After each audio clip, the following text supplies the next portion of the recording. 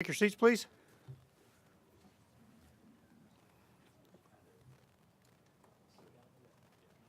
Good afternoon. Welcome to this iteration of the Simon Center Distinguished Speaker Series. My name is Rod Cox. I'm with the Simon Center, which is part of the Command and General Staff College Foundation. And it's our pleasure on behalf of our partners, the Command and General Staff School, and our sponsors, Park University and the Perot Foundation, to bring you this presentation of this Distinguished Speaker Series today. A couple of admin notes. First, please be aware that this presentation is being recorded for use by the distance learning students of Command and General Staff School, as well as at the satellite campuses, and it will be hung at the Simon Center website for our interagency practitioners. So what that means to you is if you have a question to Dr. Norman, please just lean forward to the microphones there, and you'll hear yourself get picked up on that. But if you're going to speak, please use one of the microphones. A couple of events I want to highlight as part of our speaker series. There are flyers on the tables in front of you. First off, on Tuesday, 8th of May, is our monthly Interagency Brown-Bag Lecture Series. This month's lecture will be on the domain of space. Mr. Tom Gray, who's a space expert, will be talking to us about the impact of the space domain and national security. Also out there is a flyer on the 9th of May, downtown at the Stove Lofts presentation as part of our Pershing Great Army World War I series. We'll be having a presentation by Dr. Brian Steed in a presentation he calls Armageddon, Arabia, and the Modern Middle East, where he's going to talk about the impact of the Middle East, World War I, and why we're living with the consequences of what occurred there today. So I invite you to both those series. Now, today's presentation is about something that should concern us all. Maybe some of you that aren't in the medical field are going, well, maybe not. Well, I would just say, hey, direct your thoughts to the 101st Airborne. You could not be more wrong. This affects all of us. Epidemics are a national security issue. Whether it's handled as a humanitarian issue or as a threat to the sovereignty of a nation or a region, it is in fact something that warrants our attention. Dr. Lee A. Norman received his medical degree from the University of Minnesota, did his residency in family medicine in Texas, and his aerospace medicine training with the United States Air Force at Brooks Air Force Base in San Antonio. After serving with the United States Air Force as a family physician, flight surgeon, and combat medicine instructor, he practiced medicine in Seattle for over 20 years, to include service as a clinical associate professor at the University of Washington School of Medicine. Dr. Norman has served as the chief medical officer for over 20 years, most recently at the University of Kansas Health System, and before that at the Swedish Health System in Seattle. He's currently a clinical assistant professor at the University of Kansas School of Medicine. In his military role, Dr. Norman is a colonel in the Kansas Army National Guard stationed at Joint Forces Headquarters in Topeka, Kansas, reporting to the State of Kansas Adjutant General. Dr. Norman serves as the State Surgeon of Kansas and as such provides medical troop sustainment and training guidance, health services support, force health protection, biosecurity, and he serves as an advisor and liaison to the emergency management and homeland security elements of the state of Kansas government. Dr. Norman has just recently returned from a Middle East deployment where he served as the 35th Infantry Division Surgeon, overseeing health services support and force protection of Task Force Spartan, representing over 11,000 soldiers spread out over 11 countries, encompassing 3 named operations to include Freedom Sentinel, Spartan Shield, and Inherent Resolve. In addition to his medical degree, Dr. Norman has 2 master's degrees, one in health planning systems analysis from the University of California, Davis School of Medicine, and an executive MBA from the University of Washington, Graduate School of Business. Please welcome Dr. Lee A. Norman. Thank you.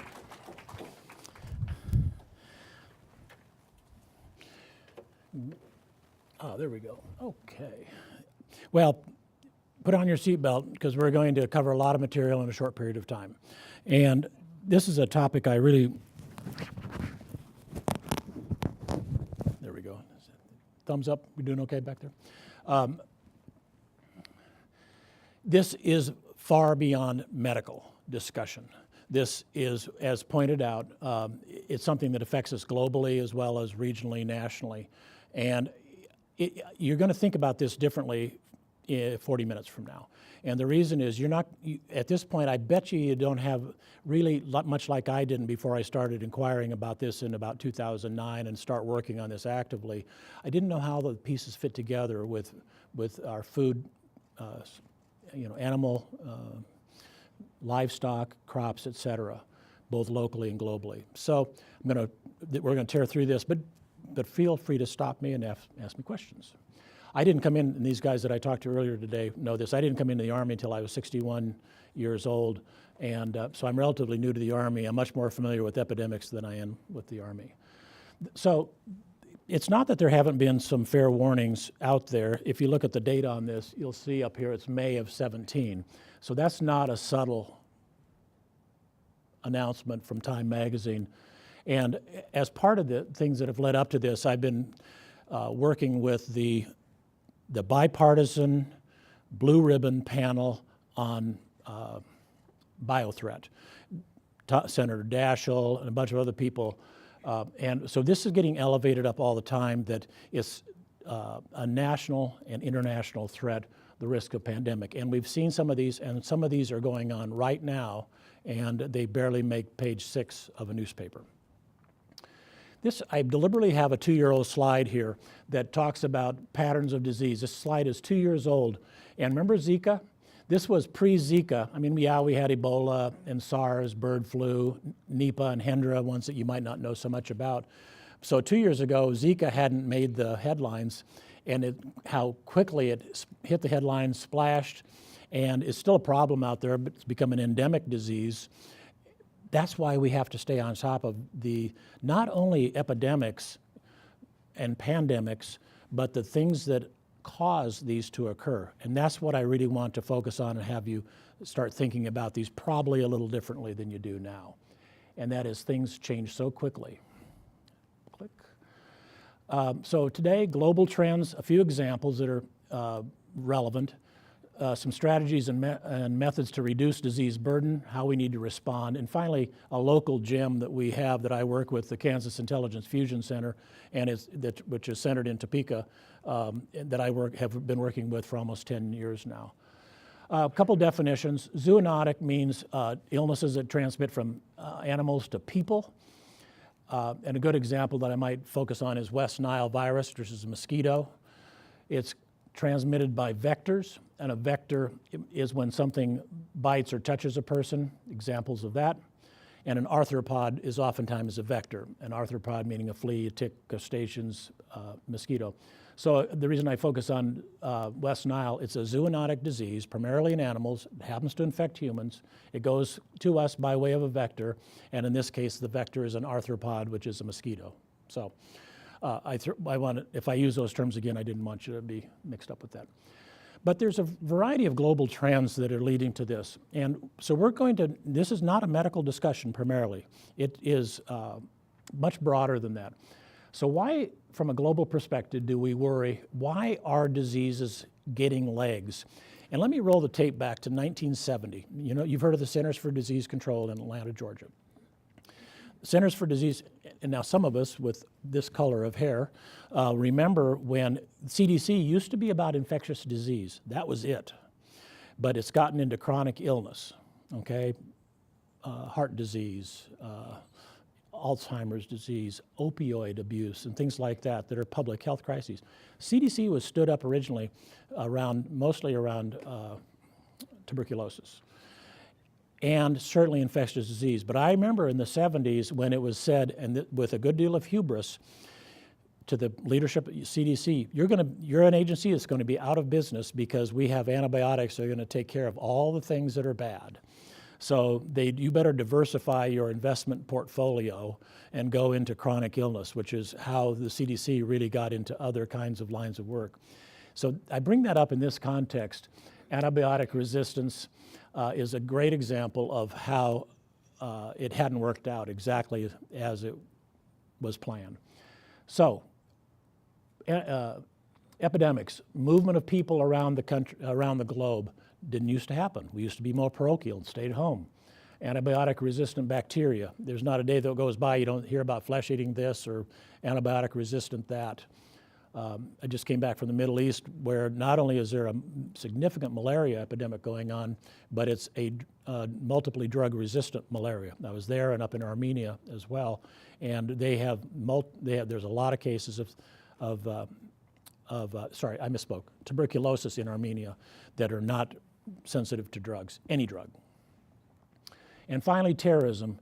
And it's not just the kind of terrorism like with a bomb that goes off that's a dirty bomb that has microbes in it, but things that take out our food crop. Remember that 50 to 60% of the calories consumed globally are wheat and rice.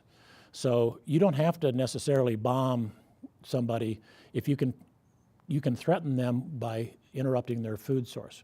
A great example, in Watch the Press, 4 years from now, you won't buy any orange juice or grapefruit juice from Florida or from the Southeast.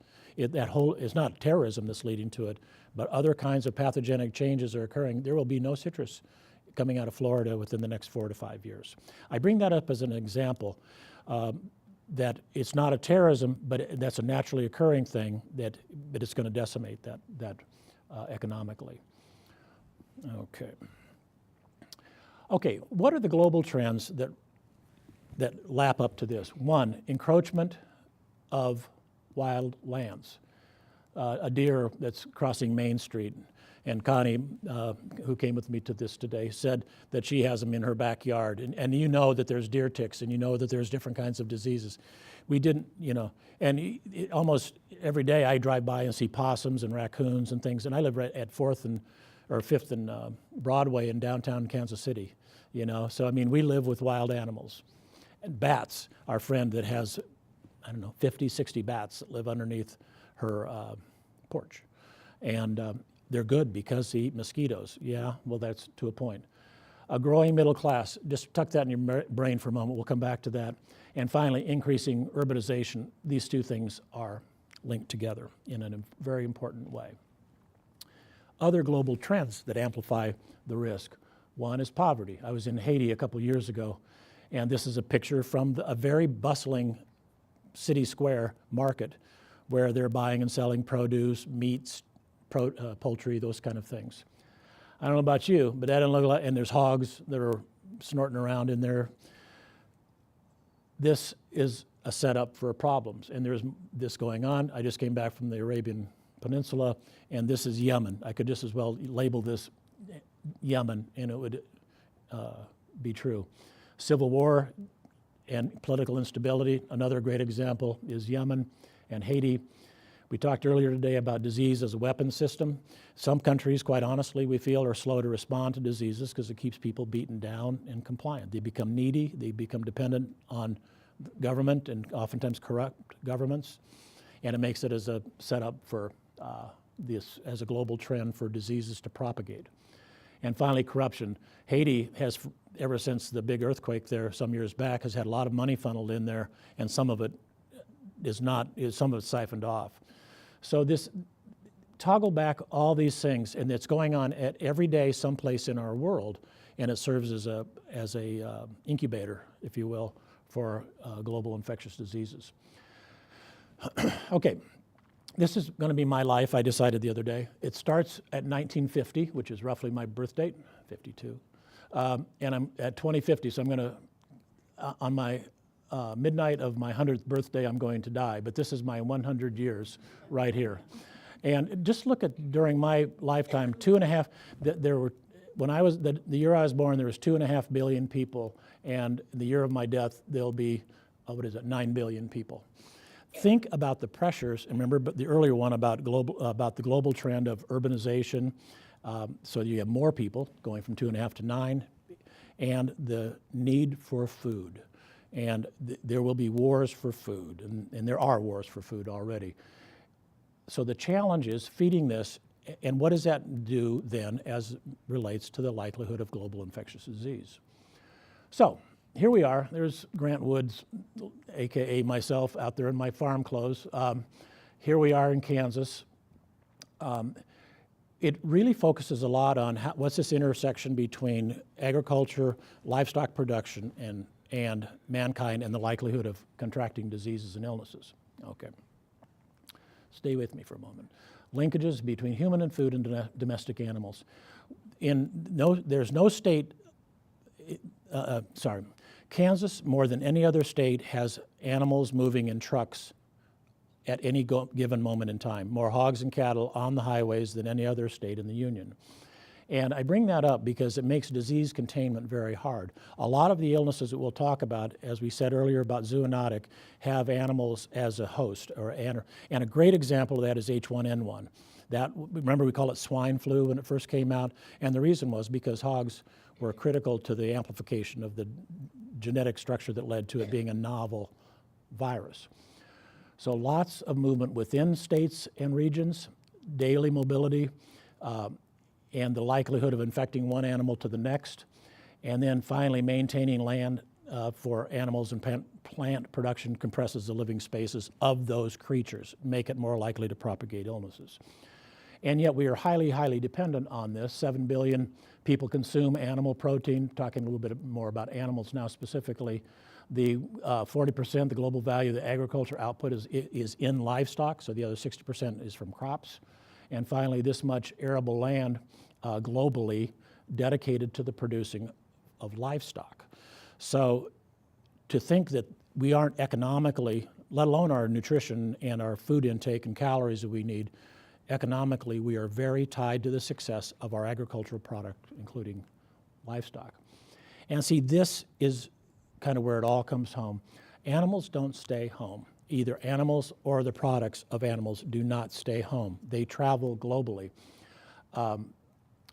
And a good example of that, and you may not wake up every day and say, how are we doing with the porcine epidemic diarrheal virus, PEDV, a disease of hogs, mostly piglets. But every year we lose 4 to 5 million piglets just in the United States from PEDV, porcine epidemic diarrheal virus. That's a significant impact on our hog raising operations. Where did it come from? It came from China. And where the PEDV virus came from is from China in the feed. Our producers bought cheap feed, or I should say, cheap feed. And what was in that, what they did was if they had diseased hogs, they would kill them and grind them up and dry them and put them in the feed, and then it was shipped across the pond and introduced into our country, and PEDV took hold, if you will. So then you put them back in all those trucks I just showed, and because the adult hogs, the sows, don't necessarily become ill with it, but they'll pass it on and decimate entire hog operations. Okay, now PEDV doesn't infect humans, okay, but we're going to come to other diseases that very much do. Big business, big business, big business, big business. Okay, which also, by the way, makes producers economically dependent on those things. Unless they're an insured crop loss or an insured animal loss, they may not be quick to want to blow the whistle and say, hey, USDA, would you come in and shut me down so I lose my ability to earn an income? I need that. So there's a little bit of proof that producers sometimes aren't entirely on the up and up. So we haven't talked much about humans yet. I like human illness, of course. But what we see here, exposure, so a natural history of an illness, we'll say, is exposure in animals, clinical signs in animals, eventually humans become in contact with it, clinical signs, and then humans seek care. So by the time that, and this could be months to years on this graph before it really takes hold in humans. We saw dead birds, we saw birds falling from the sky in New York, New Jersey, especially early on, blackbirds, crows, and that was West Nile virus, because that's only been around really here in the U.S. since kind of the 50s, but it's especially taken off like crazy now. We see the same thing in livestock, which is by the time then it comes up and infects humans with some of these illnesses we'll talk about, it's really a big deal. Okay, pet trends. And by the way, if you guys have questions, please feel free. I know I'm kind of going through this pretty quickly. Pets are becoming increasingly important.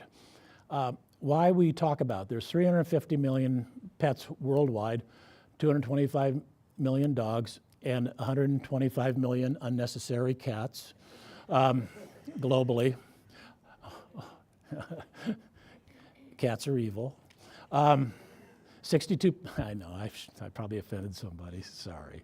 62% of American households have at least one dog or cat. And this is coming to a point in a minute here. And 15% of pet spending per year increase in places that didn't used to much have pets. So pets, there's getting more pets, more globally distributed. I had a friend when I was in Kuwait. He was the head of the medical department of the Kuwaiti Land Forces, Colonel Nawaf. And because, you know, the people who live in the Arabian Peninsula typically are not much pet owners, dogs and cats. I said, so Colonel Nawaf, do you have any pets? And he rolled his eyes and says, we have 5. We have 3 dogs and 2 cats. And I said, is that your Bedouin origins coming out? He said, no, we don't own pets. We're not supposed to own pets. He said, I don't know why I've been snookered in by my kids, but people have pets now, even in places they didn't traditionally have them. And why do I bring this up? And you don't have to pay much attention to these big words, but this is fascinating, and it's true. In the 60s, people kept pets in their yard. I remember the first time Polly, my dog, was invited into the house. It was a really cold night. And I thought, it must really be cold out, because my dad allowed the dog to come in. In the 80s, then pets moved into the house as a matter of routine. And now in the 2000s, and I'm not going to ask for a show of hand, I don't care, you're big people, pets on the bed. More and more people allow their pets on their bed. And then pet spending, and then we put those drops on their back, and they take a pill a month, Trifexis or whatever it is. So these Trojan horses, known as cats and dogs, bring in fleas and especially ticks, but they don't latch on to the animal because they're well protected, so they latch on to you. And so you have ticks and occasionally fleas that have come in through your dog and cat. And I bring that up because veterinarians now are starting to call MD-type doctors and saying, hey, I'm seeing one of your patients whose dog has, chikungunya, and I thought you might want to know about that, which probably breaks HIPAA laws, but I don't know that HIPAA law applies to cats. But you follow that? It's an intimate relationship with pets that hasn't always been that way. Okay. So I'm going to juxtapose a little bit from here to Kuwait just for fun, since I just came back from there. That's where my home office was, sort of. Kuwait and Kansas, not necessarily a world apart. They have a larger population. Just before I left, this is an X-ray of a gal that we took care of here with influenza, who had to end up being on ECMO. She did survive. She's pregnant, unimmunized, I might add. When I talked with the Kuwaiti Land Forces people, I pulled a few slides and said, let's compare Kansas and Kuwait just for fun. I think it's relevant to our discussion. This was just recently, December of 2017, so just at the end of this, or middle of this most recent flu season. When you look, the dark green is the highest incidence and prevalence of influenza. And look where, this is the Arabian Peninsula, right here, the darkest, and over here in West Africa. Even though we had a bad influenza here in the Midwest, it wasn't quite as bad, according to the World Health Organization, as was here. So we had a significant influenza problem in the Middle East.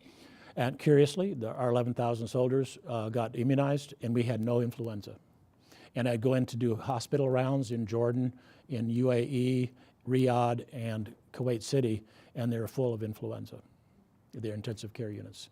So yes, the influenza vaccine isn't perfect, but I'll tell you what, we had one case that was suspected case of influenza in all of our soldiers all winter long. I should say all flu season long.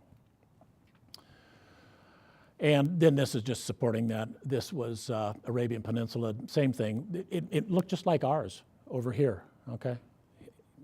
We're both Northern Hemisphere, so we would expect to have it at the same time. Ditto that for the subspecies, curiously. Same ones we have here, okay? We had the same vaccine and the same flu serotypes in the Arabian Peninsula as here. So, why does that happen?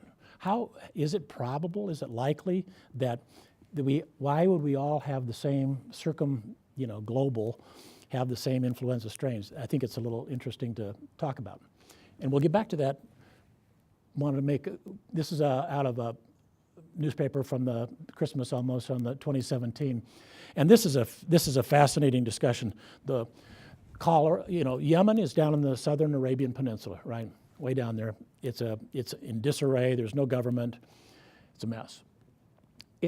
1 million people so far have caught cholera, and these highlights are exactly everything you need to know about cholera. 1 million Yemenis have had it in the last 18 months. That's 4,000 a day, in case you do the math. And they're not even very good at identifying it. So that's the identified cases. There's probably twice that many, maybe. The largest outbreak of cholera in world history.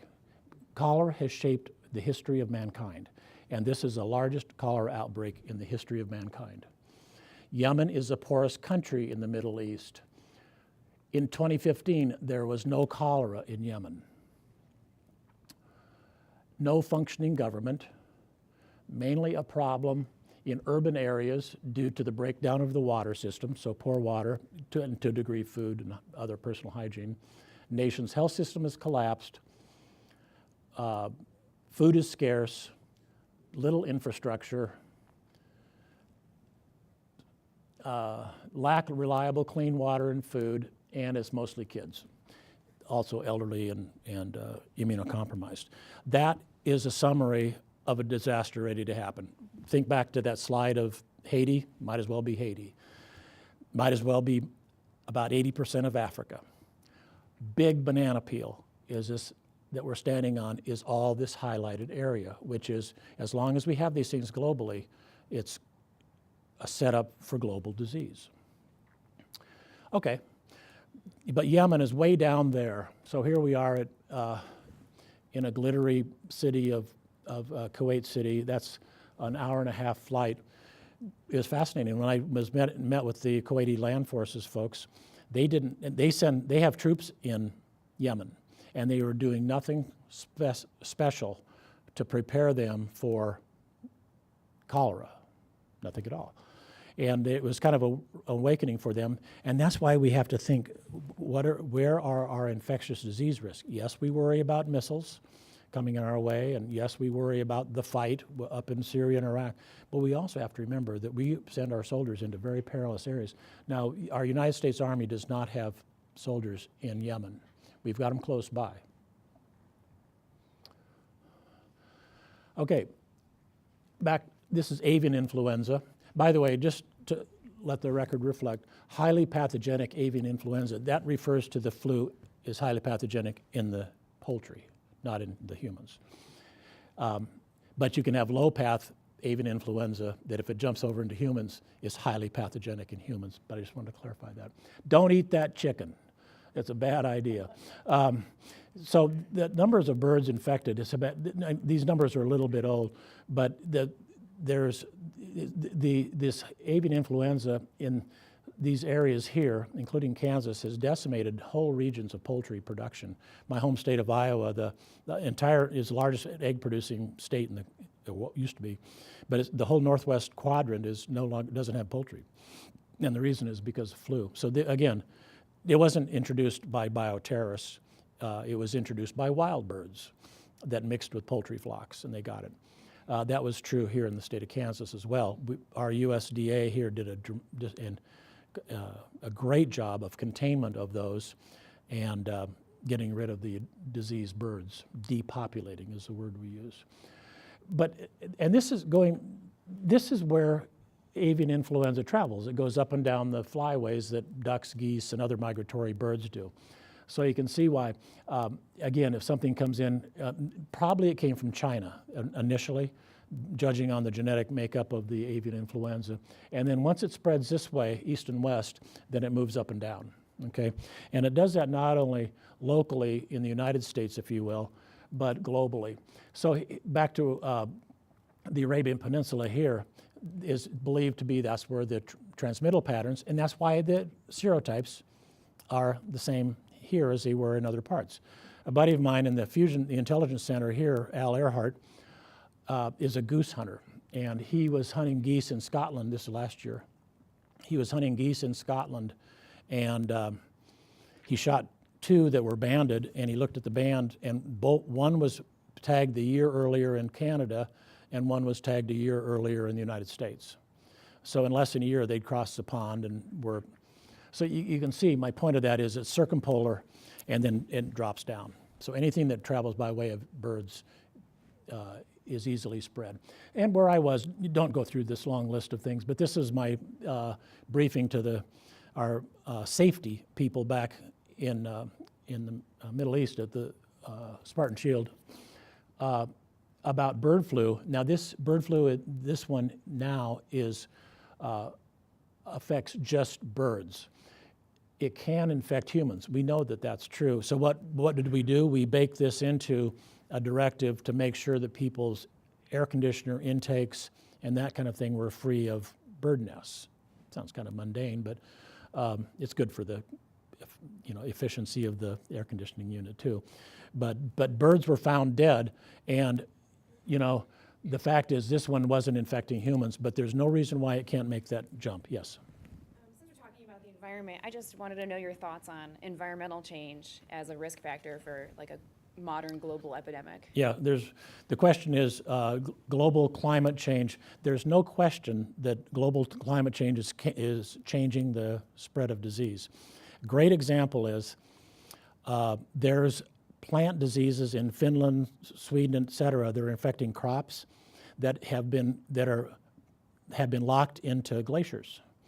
And they're viruses basically that have been deep frozen for millions of years that are coming out, and even plants develop immunity, and people forget that.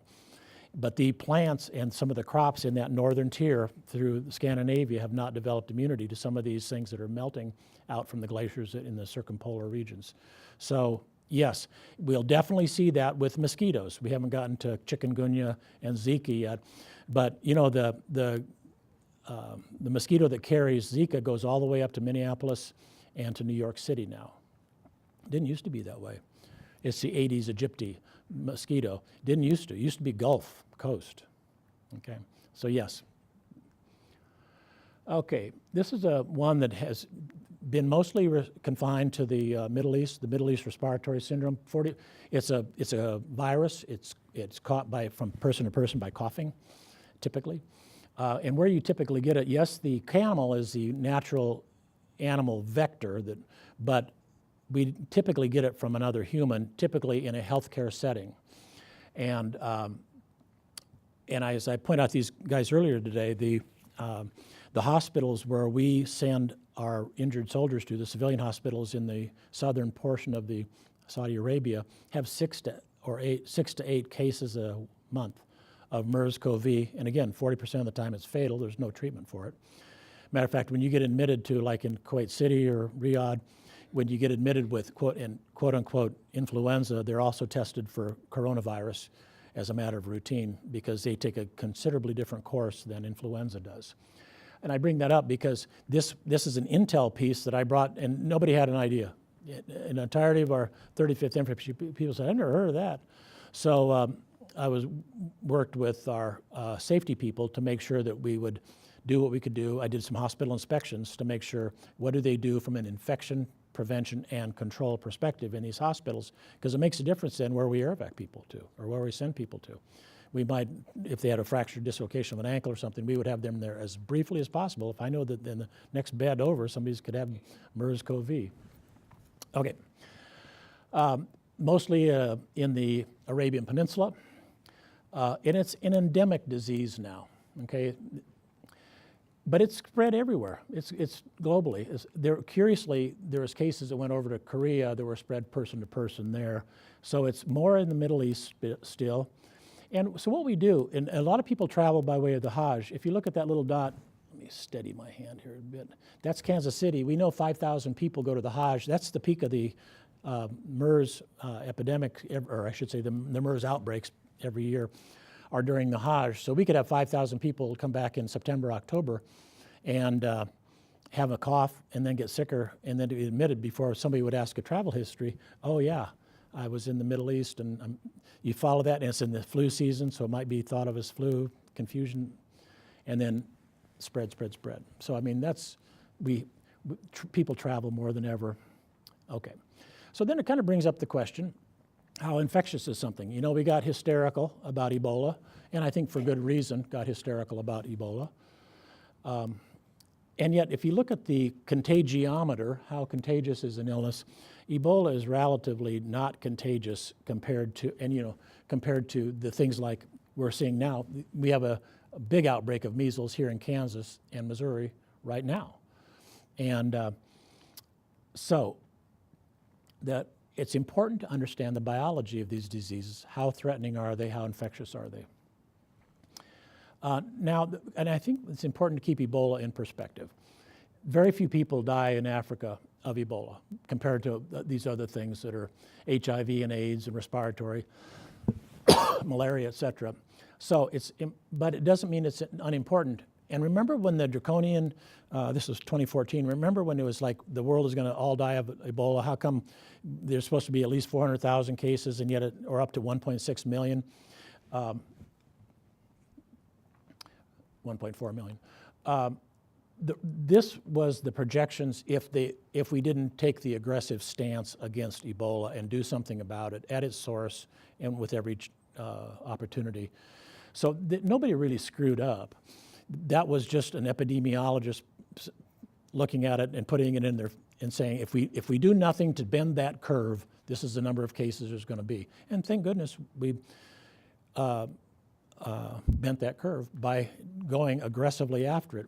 And without getting political, this is why we have to be very careful about being an isolationist, I think, in our country, or America first, which is a phraseology we hear a lot now.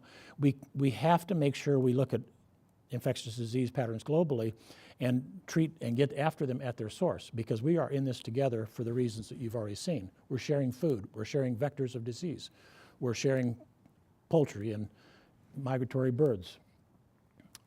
Why do I worry about hogs? I mentioned we have a special kinship with hogs, and the reason is hogs amplify viruses. So any virus that comes into a hog that even if it's not necessarily infectious to a human yet, they seem to have the unique ability. That happens to be a wild hog, but the same thing. We know that the restin Ebola, which is the non-human Ebola, is they transmit from pigs to pigs and pigs to humans. We know that hogs can, epidemiologically, they can acquire Ebola Zaire, which is Zaire is the bad one that has killed so many people. And they can transmit it from hog to hog through snout acquisition and spread. So I think we have to keep an eye on these guys, and that requires funding and surveillance to know what's going on with our cousin the hog. This top part of the talk wasn't well received in the Arabian Peninsula because there's the first day back, Mary and I went out and had sausage pizza. It was so good. And there's a lot, curious, you thought, well, since 2014, we must know everything there is to know about Ebola, and yet, can it spread on stuff, pillows, blankets? Maybe. Does a chronic carrier state exist? Probably not, but maybe. Is this possible? Probably. Transmission can be sustained in a swine herd? Yes. Can it mutate into a human disease, the one that's not now human? Don't know, maybe. We talked about this 21-day separation period, but what about if it's a dog that has it? Because we know dogs get Ebola, and yet we don't know if they excrete it in this way or not, but we know dogs get it. It's humbling, and we cannot back off on the research on this and the next Ebola after that. We have to keep learning. This is fundamental stuff that I wish we knew. At my place at the University of Kansas Hospital, when we had our first patient come in with a rule out Ebola, he ended up having typhoid, which was a sigh of relief. But we literally put on, we knew what we were going to do, but it just happened. We weren't quite, I wish we would have had another week of preparation, but he showed up. So this is duct tape, colored or masking tape. And we had great setup, but so in 1 week we morphed from a very functional, safe environment. So I called in our construction gnomes and literally changed the air handling and the solid wall construction in order to accommodate it. We had a number of patients that we had ruled out Ebola. Fortunately, none of them had Ebola. But we did, and it was great intel from the Kansas Intelligence Fusion Center that allowed us to know about this. We predicted it was going to make it to the United States in 18 months before it arrived, which was September of 2014. We hit it on the right, we didn't know it was going to arrive in Kansas. We said it was going to arrive in the US, and we wish we would have had a week Okay, shifting gears just a little bit. My thoughts are not unique. The national threat of deadly disease, the greatest national security threat of all is our fight against infectious diseases. And this may be on the New York Times editorial pages, but these are serious scientists here, and that's as recently as a year ago, really. So that's why I think we have to be very careful about federal programs, and particularly watching the CDC and NIH when it comes for continued research and development into infectious diseases. The last portion, I want to talk briefly about the Kansas Intelligence Fusion Center. We've gotten together now since I think about 2009, which is a group of people that share the concern about biothreat. Not only about the agents themselves, but what's the likelihood that it could be used to harm either humans or our crops or our livestock. So people like me have TS-SCI clearance to get together, and we come from completely different walks of life. I work with crop scientists and plant guys and the USDA people and the state veterinarian and others, human health, plant pathologists, and to work in a fast and I think non-bureaucratic way to really share in a classified environment understandings of things that relate to this. We look at cyber threat, terrorism, and what really, quite honestly, makes this a top secret environment is the fact we talk about what are the likelihood that this person or that group could propagate biothreat against us. And finally, the biothreat team against these emerging threats. And so we call it our special advisory groups. We're looking at novel situations. We're always looking at the horizon. What's possible? Figuring out what are the complex problems. And there's no dumb ideas. We bring things up. Unconventional partners. Why would I have somebody from West Star Power in there on the cyber side? Oh, but the same cyber person that we're concerned about is also a bad actor maybe when it comes to biothreat. We're in the same room talking. And that's very seldom done, as you guys know. Routine things that are overlooked. What happens if we don't know something? What are the what ifs? We go through a lot of what ifs. Develop and framework and approach, look at innovation, and no fear of criticism. And then we link to the policymakers. And that's one of the advantages of being the state surgeon. I work for the Adjutant General of the Army, who's on the governor's cabinet. So I have direct access.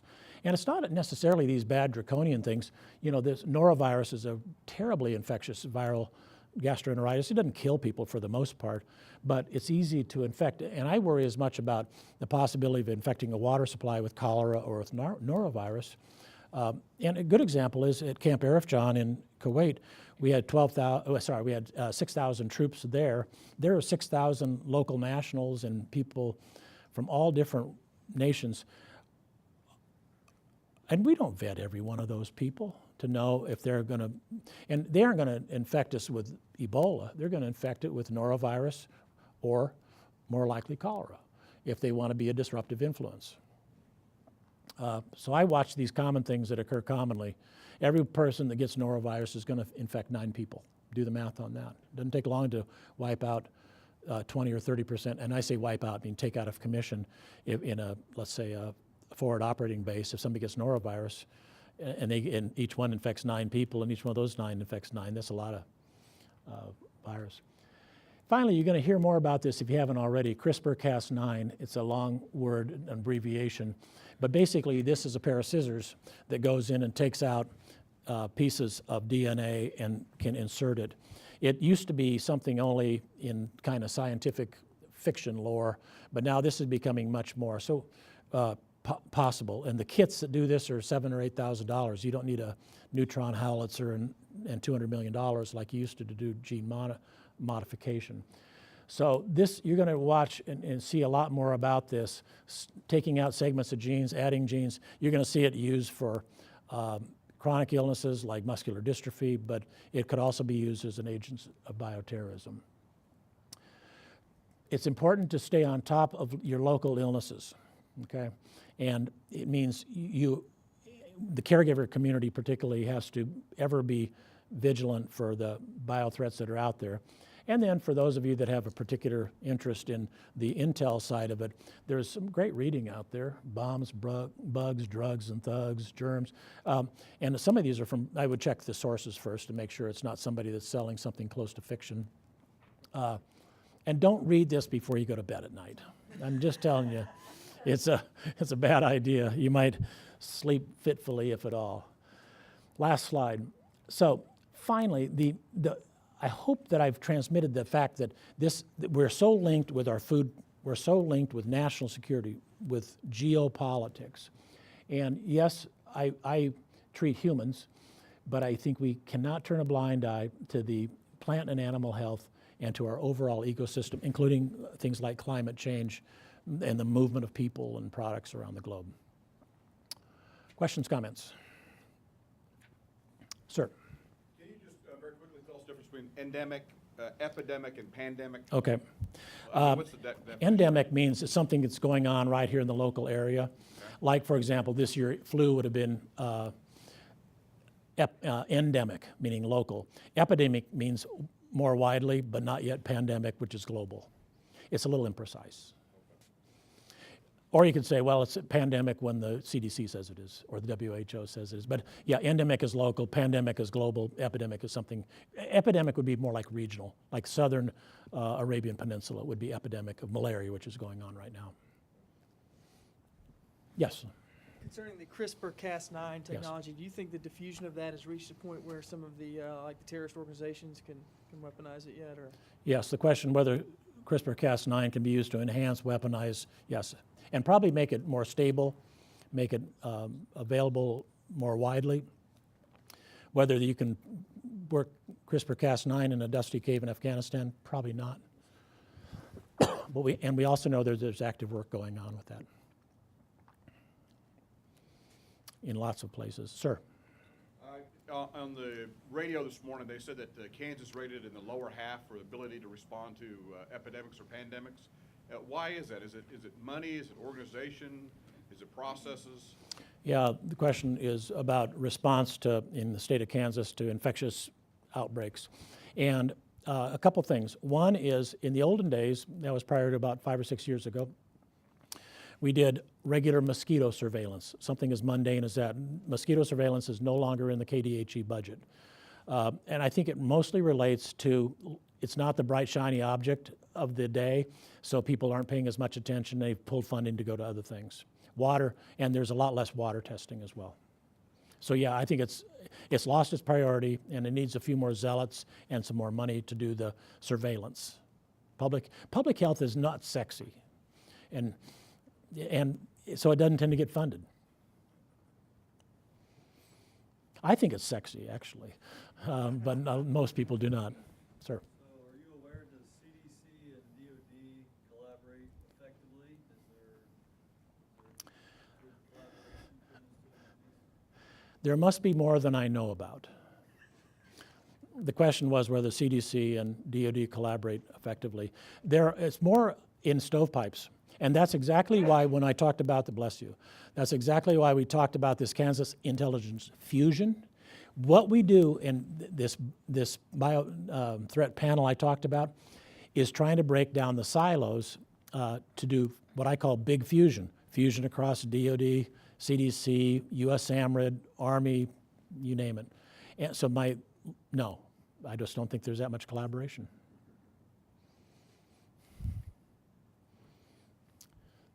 Is everybody feeling better? Oh, sir. Sir, just had a question. I know you're saying measles is having an outbreak here Yes. in Kansas, and several other diseases that we routinely vaccinate against. Yeah. Lately, I guess I would say maybe the last 10 years, there's kind of been this anti-vaccine movement. Yes. I was wondering if you could comment on that at all with kind of in light of some of these outbreaks we're starting to Yeah, see. anti-vaccine comment. Am I constrained to being polite? No. Okay. I think the anti-vaccine movement is terribly damaging, and I understand it. You know, people who are anti-vaccine do so out of the fear of vaccine. People that get vaccinated do so out of the fear of getting illnesses. So to me, we need to have better conversations that unify us about and address our fears. Let's start with that. And secondly, In all these years I've been an influenza tracker, I've never seen an immunized person die of influenza, ever. And we have dozens, well, we have 35,000 in the country that die.